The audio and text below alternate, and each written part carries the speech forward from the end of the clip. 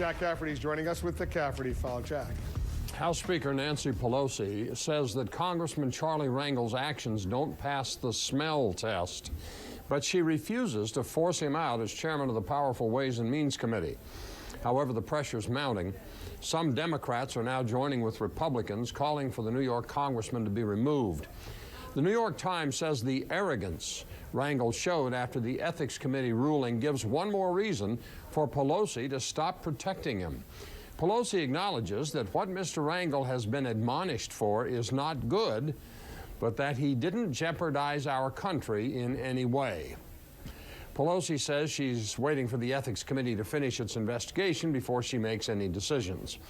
This is the same Nancy Pelosi who vowed to drain the swamp in Washington when she became Speaker, and the same Nancy Pelosi who called on Republicans to remove the ethically unfit Tom DeLay as their majority leader. The Ethics Committee admonished Rangel for taking 2 corporate-sponsored trips to the Caribbean.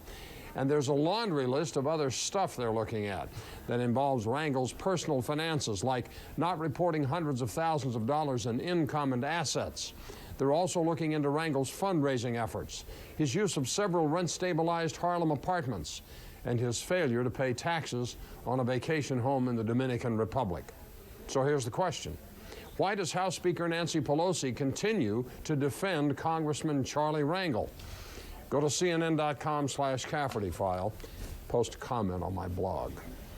Jack Cafferty with the Cafferty File. Thank you. Jack Cafferty is joining us with the Cafferty File. Jack. Question this hour is, why does House Speaker Nancy Pelosi continue to defend Congressman Charlie Rangel, who was admonished by the House Ethics Committee last week?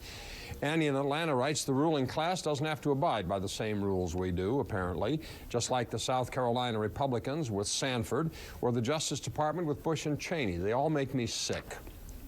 Kellen in New Jersey writes, I don't blame Nancy Pelosi.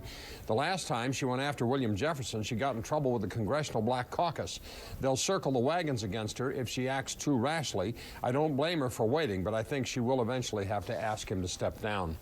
Donald in North Carolina writes, another prime example, regardless of Democrat or Republican, of protecting your own to maintain a majority. They're all crooked as hell, and that's why they're in Congress, not to serve the people, but for financial rewards they can accrue serving the vested interests. Dave writes, in polite terms, because they're all political animals. If Nancy doesn't support Rangel now and he manages to get through this, there will be payback, and she knows that. That's not to say she's a person of conviction and won't change her mind later. Ryan writes, this is not that big a deal, Jack. Even the Ethics Committee pointed out that he didn't know who was paying for the trip and that his staff who did know didn't bother to tell him. He fired staff over this. Calm down, buddy. Jack in Toledo, Ohio writes, it's difficult to pull the plug and drain the swamp in which you slither. And Doug in New York writes, politicians are like a bunch of bananas. They hang together, they're all yellow, and there's not a straight one among them. If you want to read more on the subject, you'll find it on my blog, CNN.com/Cafferty File. Jack Cafferty with the Cafferty File.